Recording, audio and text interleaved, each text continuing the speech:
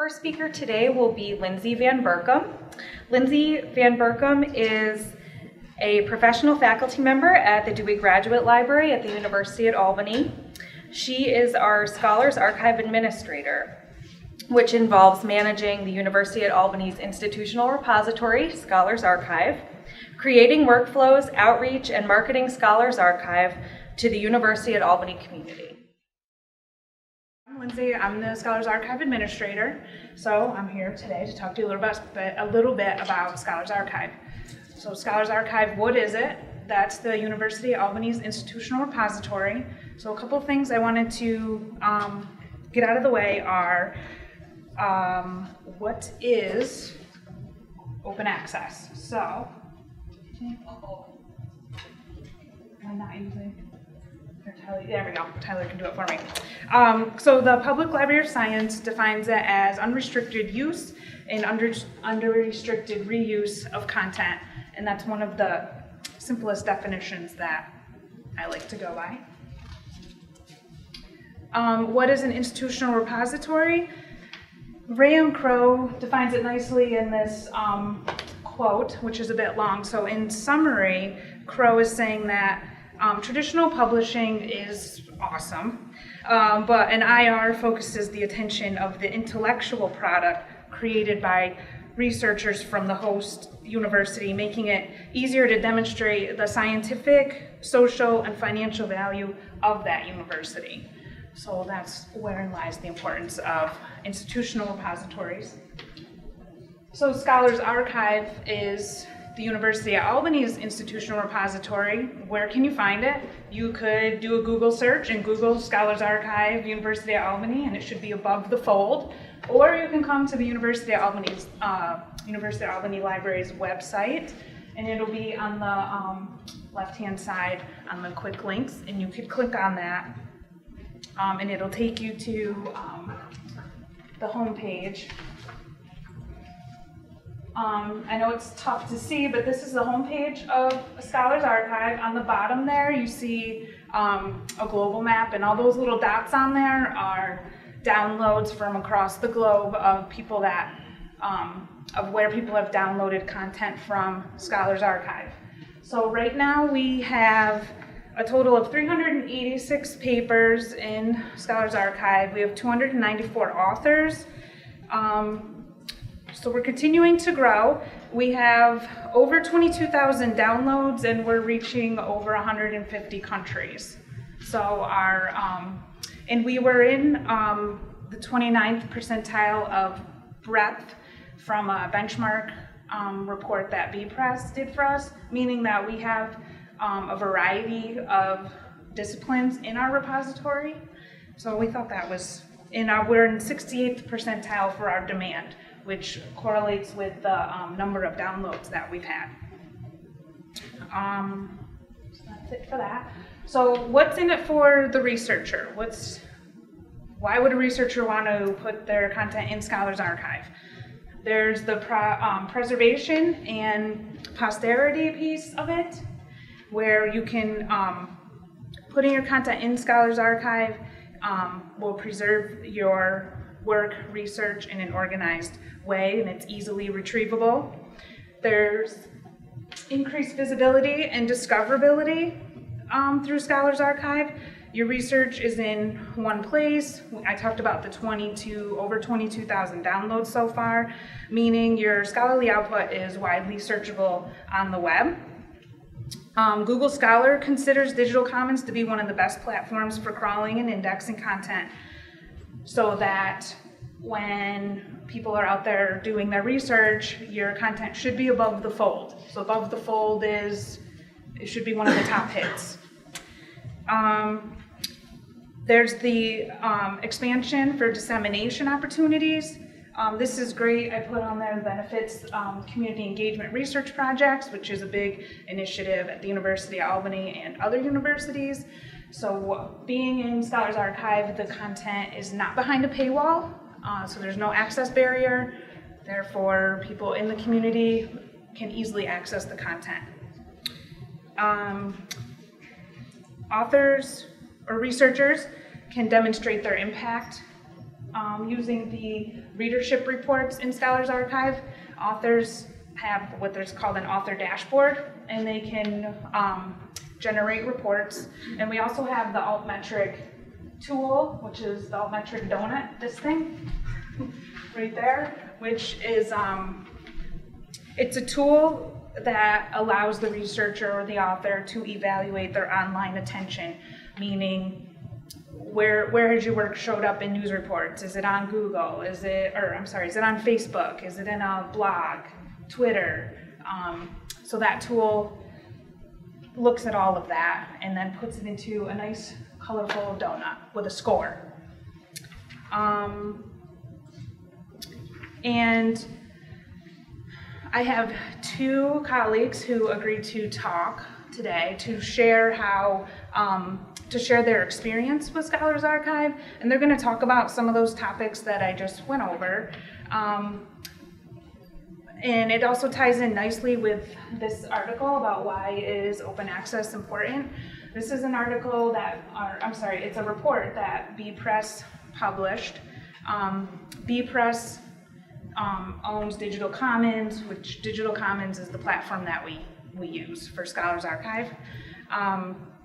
And in this report, they looked at 500 institutions, 1,400 journals that use the Digital Commons platform, and they were able to come up with these 100 success stories of how open access helped these. They looked at institutions, the readers, and the authors.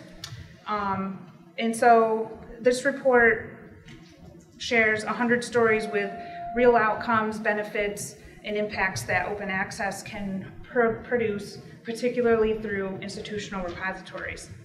So although we don't have 100 stories to share, nor do we have the time to share 100 stories today, I do have two that we can share at the University of Albany. And so Wendy West is going to share her experience with Scholars Archive, and Jodi Boyle, who's from the Special Collections, and Wendy West works for the University Libraries. So Wendy's gonna come up. That's my piece. Tyler, can you go to the next slide? If you are interested in submitting your content to Scholars Archive, I have these pamphlets that are out on the table. You can grab one. My contact information's on the front or on the back. It's really easy. You can just send us your CV. We can work off that. If it's more of a project, just send me an email and we can meet to talk about how we can organize it, set it up.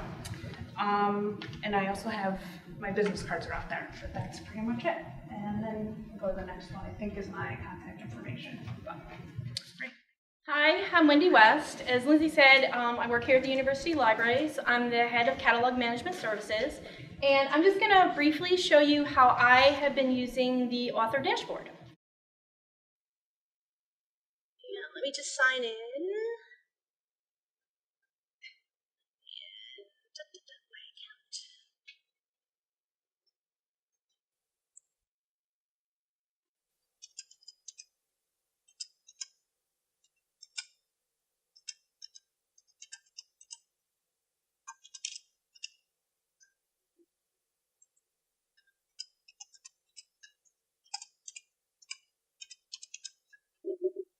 Sorry, I'm like one of the worst typists.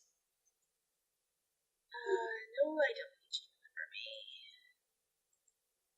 Okay, so I've just logged in, and you can see in the middle the author dashboard.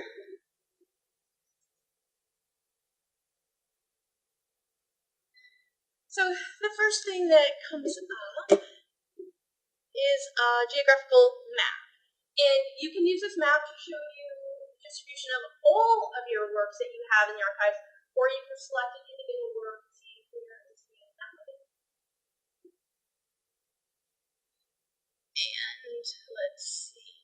And then there's this other section here, which you can look and see where it's being downloaded from. So like University of Washington or somewhere else, another university or another organization that's not even a university at all.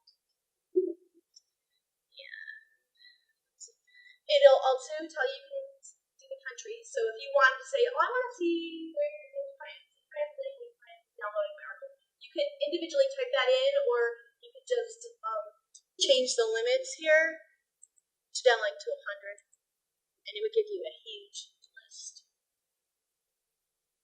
Or not.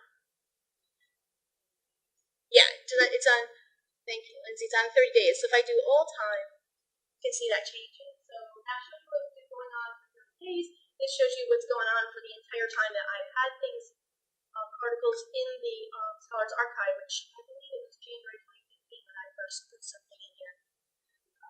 Okay, so now if I go back down, that will change the number of, down here too, to all times. It changes all these other sections underneath, so you could have that huge list. Again, the country distribution, so you could, again, you could just type in here, and it will tell you, oh, look, you have nine downloads in the country of France. And then this really neat thing is a graph where you go over, mouse over it, and it'll show you how many downloads you had in a given month in a given year. And you can also just see the activity, like in a kind of nice, interesting, what's going on over the course of time on my articles. And then down here, it has where people are how they're accessing it. I won't say where, but how. So are they using Google? Are they using Scholars Archives? And then down here are the articles that I have in there. So I'm just going to take this first one. It has the most hits. It has 194 downloads, I should say. And then here is my map of all time. And it's actually, I wish I could see more of this map. Okay.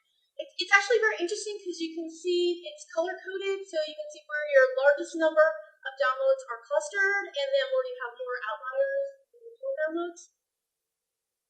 So you can see, like, there's certain regions where I have much more activity on this article than others.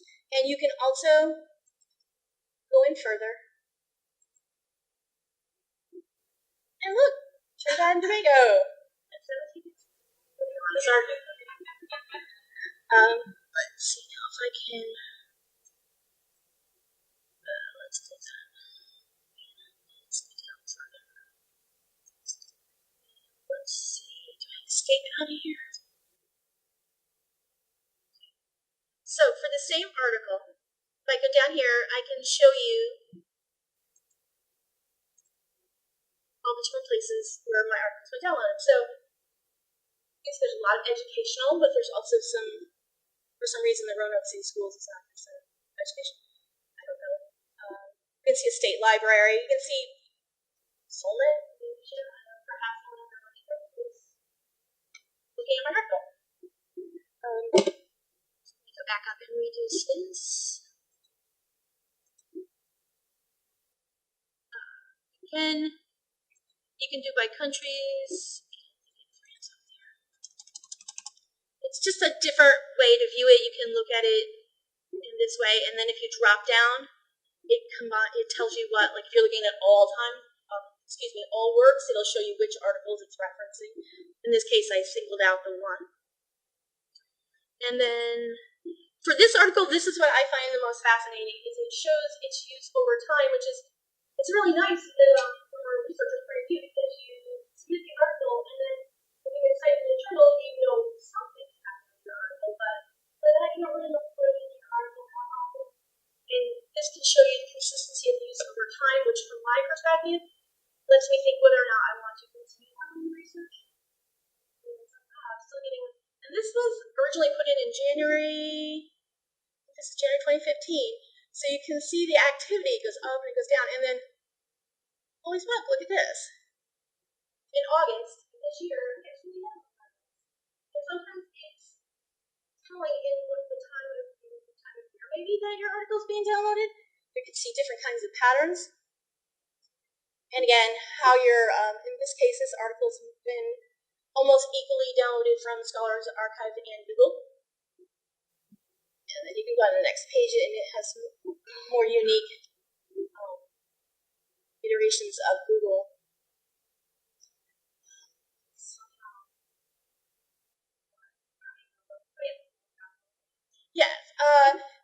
So this guy got me very curious, so I decided to cyberstalk my article. And I found out my article, this is another really interesting thing.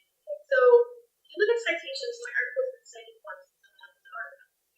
But if you cyberstalk my article, you'll find out that my article has been used in a dissertation and a piece in a syllabus of a class at the University of Toronto, which was one of the folks up here. So it's on a graduate class syllabus. It's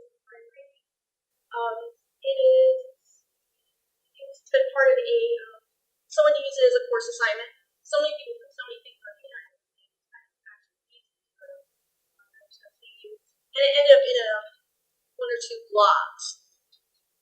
This is really rewarding for me because I'm in an academic environment, so it's nice to see that the article being used to start conversations, to have someone else take their academic work and to build off of it. It's just really reaffirming that I didn't just write this article and send it to you. That's a real use. Try to think if there's anything else. And again, you don't have to do the big thing if you just want to see the activity that's been going on. And you can reset this. If you just want to see what's been going on in any of your articles in the last 30 days. You can, yeah. I would be really excited to see when the reports can be more crossed and get more correlation on what's going on. But right now you can download some reports and export some information. So if you want to retain it or use.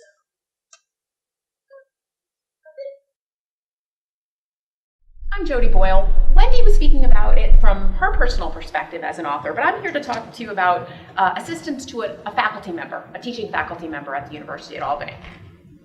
In May of 2011, I began working with Bill Kidd.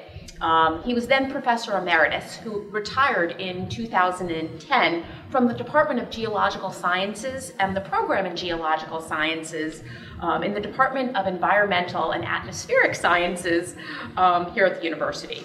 This was no longer an active program. The last undergraduate and graduate students had received their degrees in 2009. And by the middle of 2011, Bill was the last remaining faculty member in that department and program at the university who was still working. And Bill, because of that, Bill believed very strongly in sharing and preserving the legacy of geological sciences at the university. Now, as part of this effort in his retirement, Bill had digitized geological sciences master's theses dating back to 1969, to the beginnings of the department, and an abstract, bibliographic information, and the front pages for geological sciences doctoral dissertations dating back to 1976. He also wanted to digitize the supplemental materials accompanying these theses and dissertations. Those would be photographs or plates or maps that the students had created to accompany their theses or their dissertations.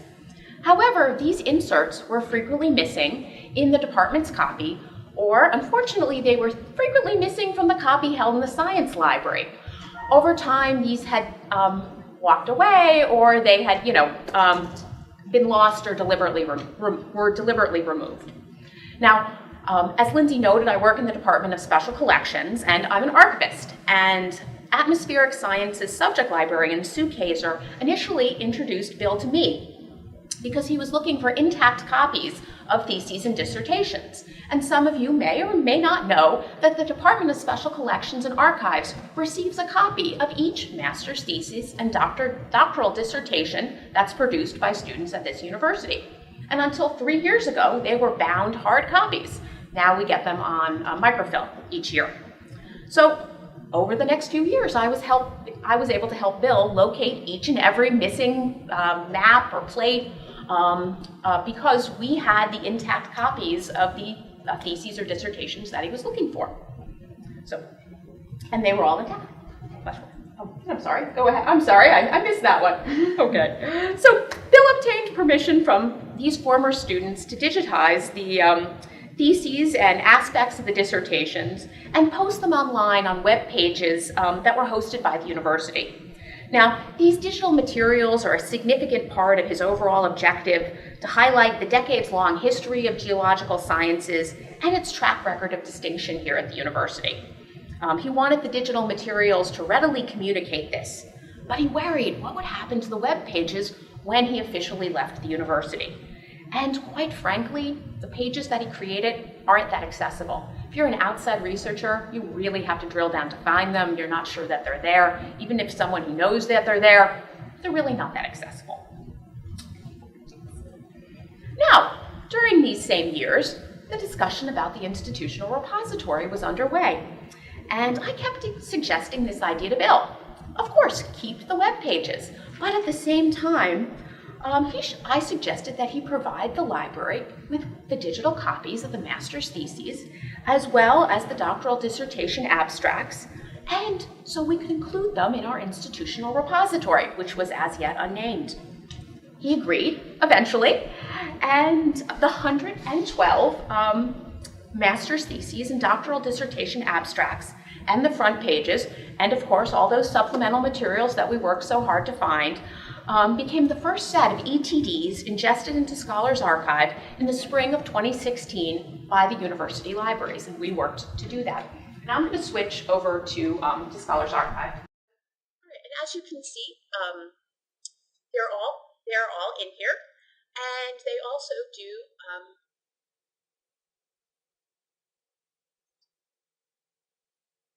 that you're able to see not only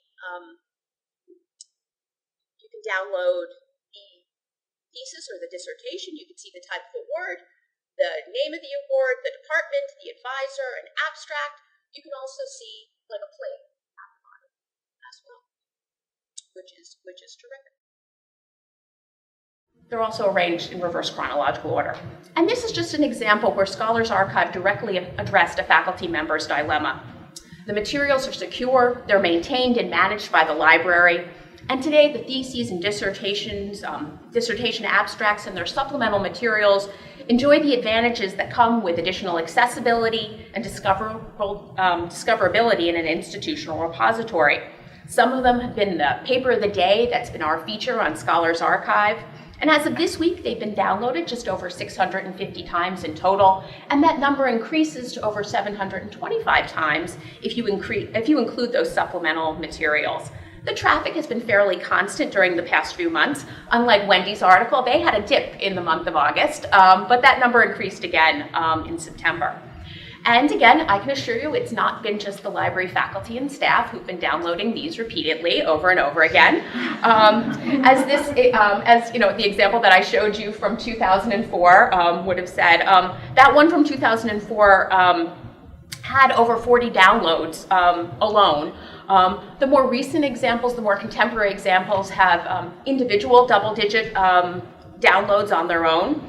And that example had 42 downloads alone. But even an abstract for a dissertation from 1980 has received more than a dozen downloads since it was ingested in Scholars Archive as well. So I think you can say that Scholars Archive is providing fresh new visibility for research from several decades ago, as well as for more contemporary scholarship. Thank you.